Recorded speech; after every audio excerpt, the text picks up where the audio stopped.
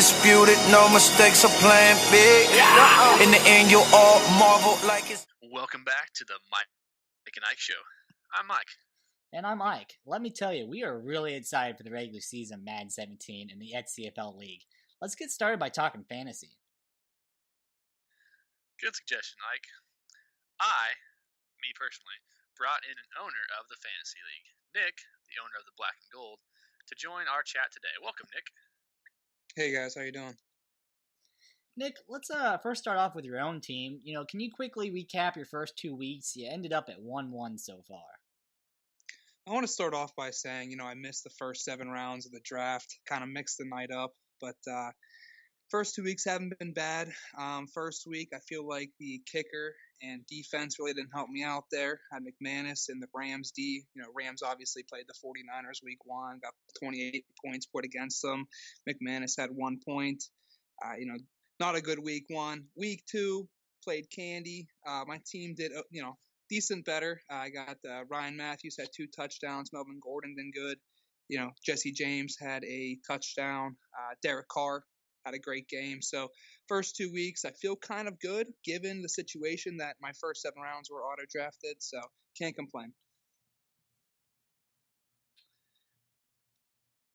Well, in your opinion, regardless of who has the best record currently, who do you think is the best team in the Fantasy League right now? I was looking a little bit here. Let me take a look. Let me go to their team. Looking at the team as it stands right now, I'm not saying they're going to stand number 1 for the rest of the year, but right now, team's looking pretty good. We have the replacement players. We have Cam Newton at QB, Isaiah Crowell, who is, putting up some serious numbers. Kind of surprisingly, their QB game in Cleveland is, obviously they're getting hurt. They're going to be running the ball a lot more. David Johnson, running back for Arizona. I think he's a good player. Obviously, we have Tyrell Williams here, receiver from San Diego, with Keenan Allen getting hurt out for the year. He's a big presence. He's 6'5", 6'6", 200-some pounds. I think he's going to be a big target for Phillip Rivers. We have Will Fuller, the rookie receiver for Houston, putting up big numbers. Passing games looking well there. Jacob Tamme, tight end. We do have that rookie tight end Hooper in Atlanta. He also has Jared Cook at tight end from Green Bay. I think that's a good position, strong position for him. Tajay Sharp, receiver for Tennessee, looked good last week. We have Graham Gano. I also have him in another league, put up 17 points last week. I think Carolina's offense is good enough to get in the red zone more times than not, and if they can't score a touchdown, they're going to kick a field goal. And then Carolina's defense, great defense, obviously, one of the best up there with Denver. So I think as of right now, they have a good team. Some notable mentions on the bench: Ozziata with Peterson being out. We have Eli Rogers, who was kind of lackluster last week, but has potential as a wide receiver with Pittsburgh. So as of right now, I think they're 1-1. They're not 2-0 or anything, but I think they're a good team. Thanks, Nick. I'm gonna go with the easy pick personally. I'm gonna go with the Chalupa Batmans, and that I believe is Jim's team, Commissioner James' team. I say easy pick because not only is he 2-0, but he also has the most fantasy points scored so far. But I think that speaks to his team. He's got Big Ben as quarterback. He's got Langford, which is kind of struggle, but I think Chicago run game may take off a little bit. He's got Benjamin as a receiver, Cooper as a receiver. Jordan Matthews is basically the only receiver that is really going on right now in the Eagles. I think he's got like an average 14, 15 catches a game. So and he's got him as like an extra receiver. And then he's got the Vikings defense that's really been on top of it. He's got some depth, too.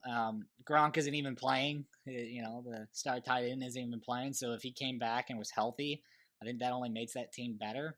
So although it's kind of the easy pick, I think that would be my pick for probably the best team at the current moment.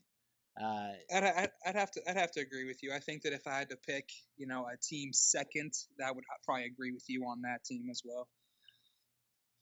What do you think, Mike? I'm gonna go away from both of y'all and go look at Gang Green.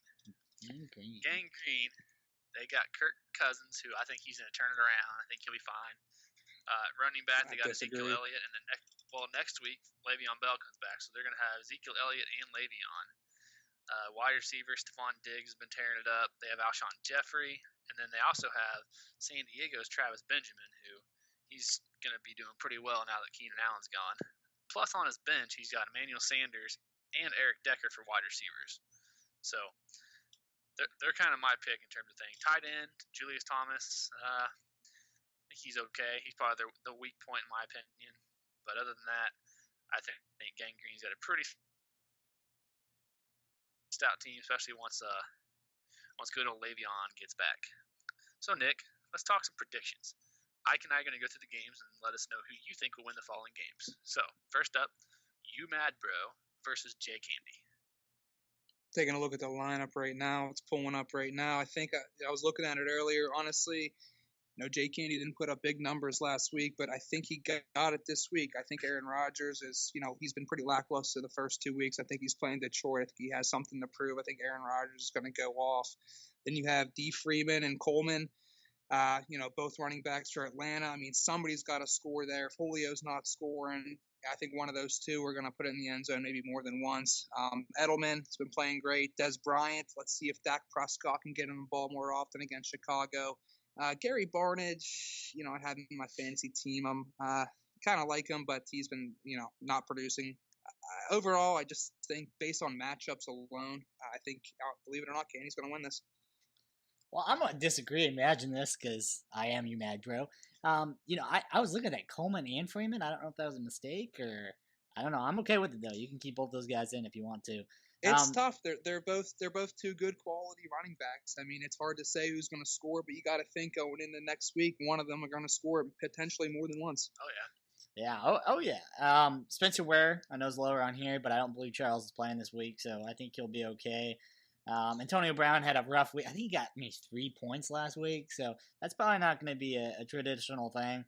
Got Matt Jones, and I think he did pretty good last week. Funny enough, before we move on, I just want to mention that me and Jay Candy are playing in XCFL, and we are also playing in fantasy the same week. So I don't know how often that's going to happen. So we'll see if we split, or if one person wins both of them, or what happens. So that'll be a little interesting. Nick, what do you think about Chalupa Batmans versus Benny the Great? Going back to that last game real quick, and you saying you're mad, bro. Looking at your lineup, you have Michael Crabtree and Quincy Enunwa on the bench. I think those might be quality starts over Macklin this week. I know Revis hasn't been doing good, but I think potentially that's something to think about. Okay, let's go to the next game here. You said Batman versus Benny the Great.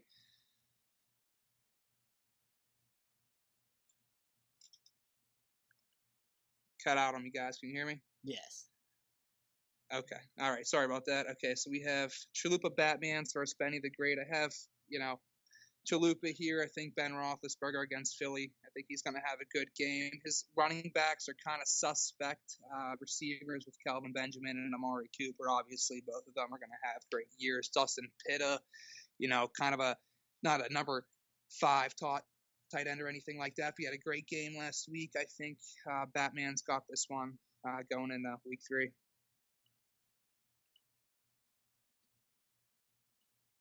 What do you think, Andrew or Mike? Sorry, I was muted. Anyway, I have to agree 100% there. I think Jim's going to take it down pretty easily with Chalupa Batman. His team's not the most stacked, but matchup-wise, I think he's kind of got it this week. Calvin Benjamin's going to have a rough week against Minnesota, I think, but all the rest of the matchups look fairly decent.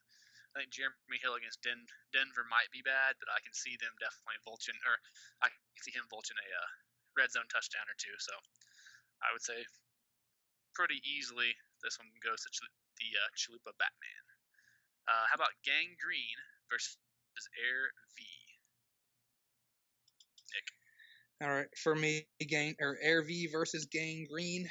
I personally have, looking at the lineup here, I have Air V going in this game.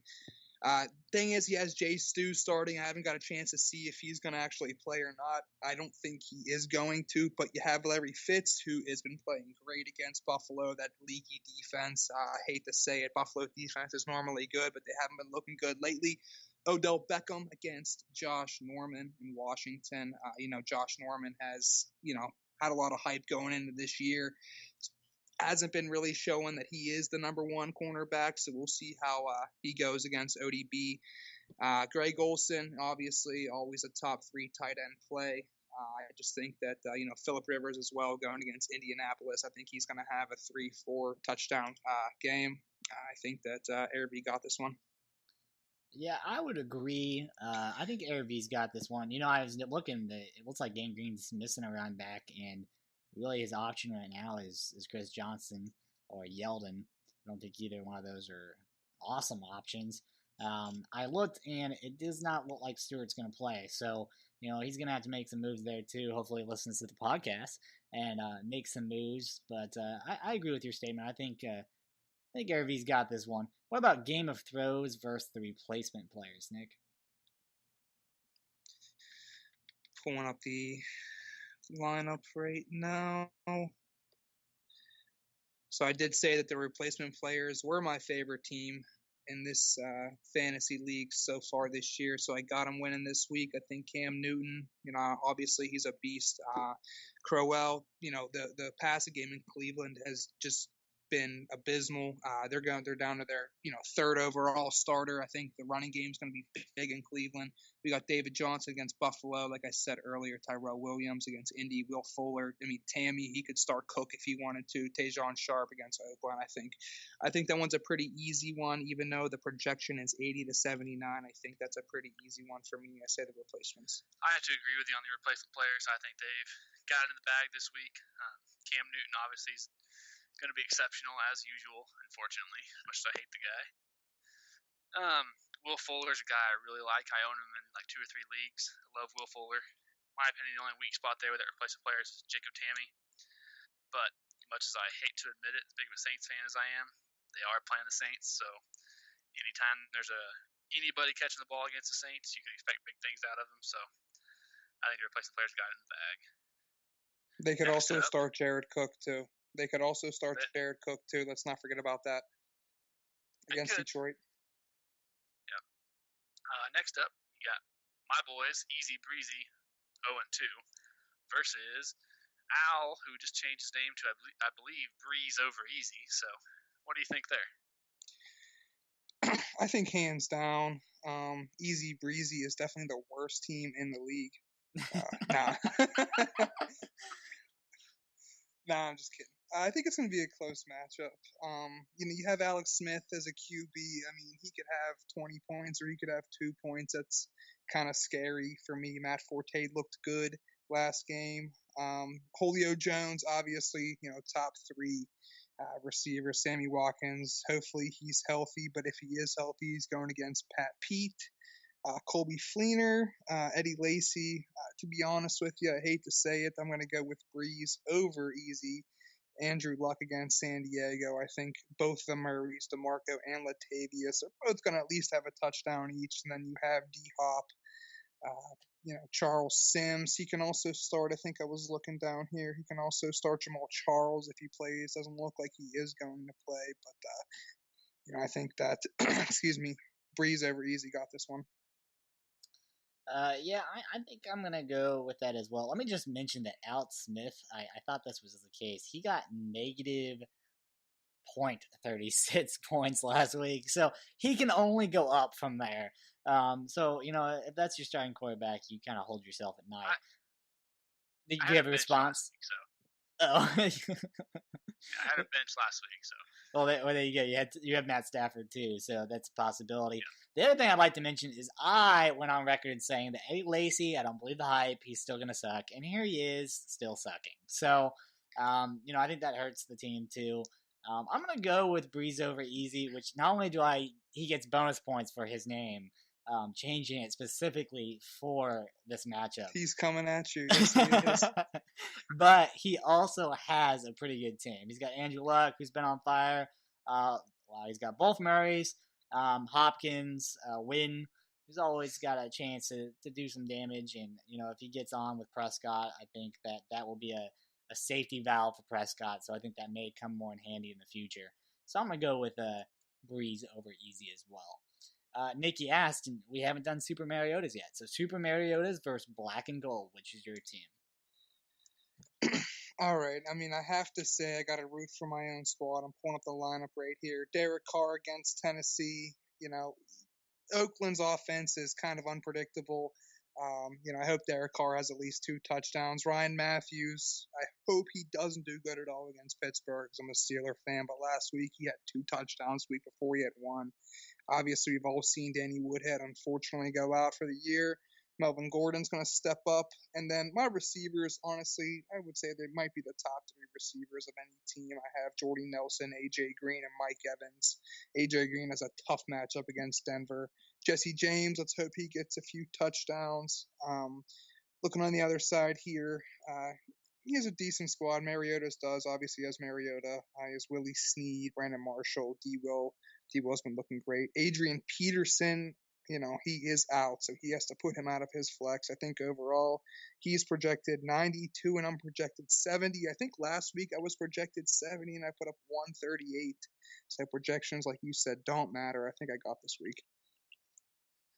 I would love to disagree with you here, but I think you got it pretty easy as well. Derek Carr, he's been lights out this week or this year, so a lot of you guys have real low projections. I think they're all going to outperform. So, without a doubt, this is pretty much my opinion, hands down. So, Nick, go ahead and give us 2 players that you would label as breakout candidates and 2 players that have disappointed thus far in regards to fantasy value.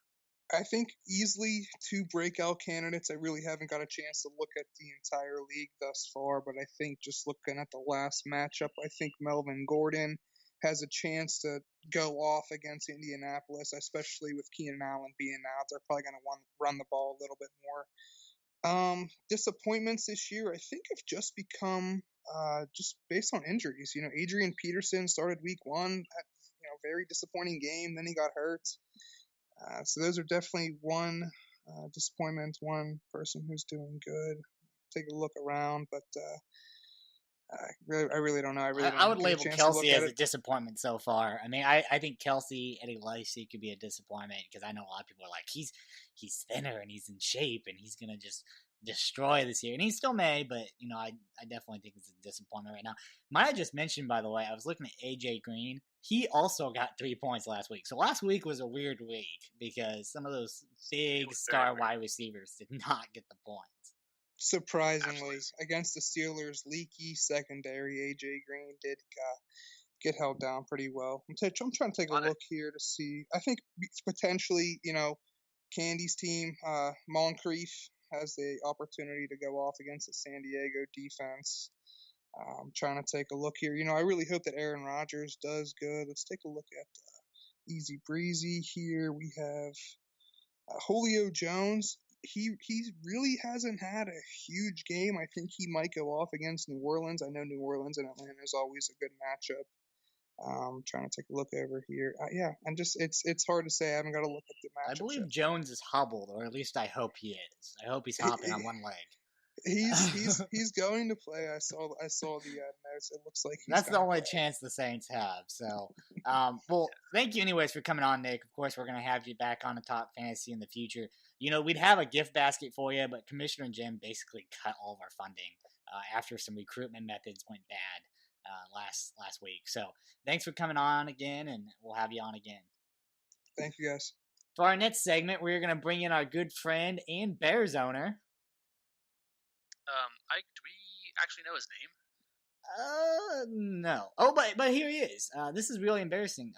What's your name? Al Ferreira, a.k.a. Al Dizzle, a.k.a. Richard Dick Dickerson. But today, I guess, I'll be Dick. Well, now that that's somewhat out of the way, let's discuss your posting regarding bold predictions. First, let's go over the AFC North. Discuss briefly what you think will happen and why. Steelers' offense is just too much to handle in the division. Bengals D and the Ravens D are strong and will battle it out for second. As far as Cleveland, well, it's Cleveland. Yeah, I think you've got a good point there. Cleveland Browns, the best chance they had is last season when they got a lot of work in the offseason. I think you're giving Pittsburgh Steelers a little bit of credit because we do have Commissioner Jim being the leader of them, so he could always mess up somewhere. I think the dark horse here is Baltimore Ravens. You got them at 8-8. They got some talent on there. They're playing right now, by the way. Mike as he's recording, so he can probably give us a good insight on how they're doing. How are they, Mike? Oh, it's 0-0 right now, and we're both kind of sucking. It's rainy and windy, so it's kind of hard to say. Mike's a They multitasker. like to run outside a lot. Mike's a multitasker. So, anyways, jumping to the AFC South, what's your prediction there, Al? The Jags are, in a way, one of my sleeping picks or sleeper picks. They have a very young team, and this just might be their time to shine. However, you have my XCFL Super Bowl champs in this division. Any way you slice it, Jags and Titans are 1 and 2. Colts and Titans need some work. I believe it starts in the trenches for those teams. I'd agree there. I don't know. You never can count out Boone and his Titans. But you can. As sad as it is, you can't cut Boone and his Titans. Or you can't count them out until it's all said and done. I do like the Jags here. However, I think the Texans are going to run away with this one. I think they've got a much more rounded team. I think they've got pass rush. They've got receivers. Lamar Miller is going to be decent this year. Texans are my pick, and that's who I would go if I was doing it. So let's switch over to the AFC East and tread carefully here. Patriots without Brady, in my opinion, are the same team. It's the system. I've always believed it's been the system. Jets and Bills will battle it out for second and third as usual. Most likely a shot at the playoffs, but I think both teams come up short. The Dolphins, they just aren't there yet. They're still finding their way. Oh man, Dolphins owner. I hope he's listening to this podcast and has something to say. I do think the Patriots. I think you make a good point about the system. Since we have the Bills here as Mike's team, he typically has a pretty strong team, and I think he's setting up something pretty special. We'll see if he can beat the Ravens tonight, though. That might have a factor in this. But I think you make a good point. I think Patriots are going to run away with it, and that's pretty easy call there. What do you think about the NFC South? Excuse me, I skipped. The AFC West. Yes. AFC West, Chargers earn their respect back in the West. Kansas City, they just fall short. The Raiders are good. They're just not good enough yet. And the Broncos, I think, will have some offensive issues, I believe, and that's going to be their downfall. I have to agree here 100%. I think Chiefs have this one in the bag. I don't want to say it's not a competition, but I don't think it's competition. I think Chiefs run away with this pretty easily. Raiders might be the only competition I can see coming out of that AFC West. So now, let's transition to the NFC. How do you see it playing out up there in the NFC North? The Lions, another sleeper pick of mine again. I think they're talented and underrated in my opinion. I picked them to win the NFC North. Vikings and Packers battle it out. Both come up short. The Bears are young, and that's just it. We're young. Maybe we'll surprise some people. Who knows? Yeah, I think you got a good team with the Bears, what you've done with them. So we'll see how you do, and a lot of it has to do with the owner and smart decisions and game planning. So I think you've got a chance. You've got some good pieces there. I'm thinking Minnesota Vikings, though, take over the Lions. And Nick is a very good owner. He knows what he's doing. We'll see how he does against Boone. Boone has a tendency to make a late comeback. So I'm hoping by the time this podcast doesn't come out, that Boone has made a late comeback. And I'm hoping the Vikings hold strong. But I think I'm going to see the Vikings edging out. You know, the Packers and Lions are right there, though. What do you think about NFC South? Falcons are my favorite here. The Buccaneers are a solid 2. Edging out the Panthers. Saints, I feel, are in the middle of an old era coming into a new era, kind of in a transition period. I think I'd have to agree there with the Saints. Being a Saints fan in real life, it's hard because you want them to do well, but I agree. They have the pieces. They have the pieces there. If they can keep all the pieces healthy at one time, I think they've got a pretty stout team. But I like Carolina here until they recently lost their coach. So I have to go with the Falcons here in this division. I think they're going to pull it out. If they can't pull it out, I think then it goes to the Bucks. But I think Falcons probably have this one in the bag. Let's roll over to that NFC East. Eagles finally get the NFC East this year. Cowboys and Giants, another 2 good teams. They battle it out for bragging rights, but that's it. The Redskins were one of my early favorites and one of my sleepers, but losing their beloved owner will hurt them this year, unfortunately. Yeah, I agree. We are going to miss Jack, and Jack has a perfectly good excuse being an actual real life football coach. So hopefully he comes back to us. I think you got a good point. Eagles probably have this. Cowboys, though, could be a sleeper. Giants are a different owner, so we'll see how they do. And we'll just have to see. What about this last division, NFC West? This is going to be an interesting one. Seahawks remain supreme here in the NFC West.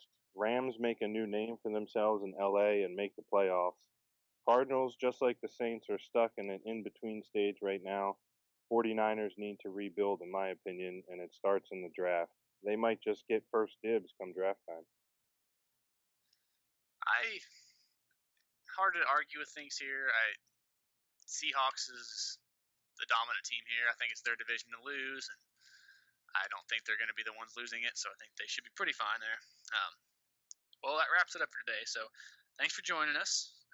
We're definitely going to check back mid-season and decide how close or how far away these bold predictions were and maybe redo them depending on how we feel. Thank you. No problem. Thanks for having me, guys. It was my pleasure. I look forward to doing this again. Just glad to have a spot here in the XCFL. Go Bears. Well, that's all we have for the show today, and we're really excited for season 1. It's finally started, and the XCFL League's gonna be a great season, everyone. Make sure you welcome the new members and help them out and get them started. Everybody, make sure you look at the rules and ask any questions to any of the admins or commissioners if you need any help. Keep listening to Mike and Ike show. We're gonna have a show every week, probably coming out Friday or Saturday, so make sure you keep listening. And, I heard that Mike has a better recruitment method after Commissioner Jim ripped him a new one for last week. So be looking forward to that for next week. Yep, it's a good one. Everyone's going to like it. It's a lot of fun. So can't wait for you guys to hear it. In the meantime, this is Mike from Mike and Ike, and I'm signing off.